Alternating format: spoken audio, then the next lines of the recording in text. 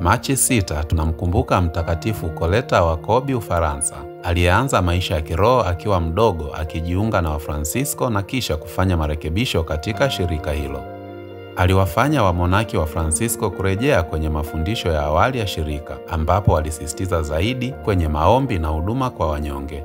Koleta alianzisha mabadiliko makubwa kwa kurudi kwenye masharti ya awali ya shirika la Wafransisko, na aliweza kupata idhini kutoka kwa Papa Benedict wa 13 ili kutekeleza mabadiliko hayo.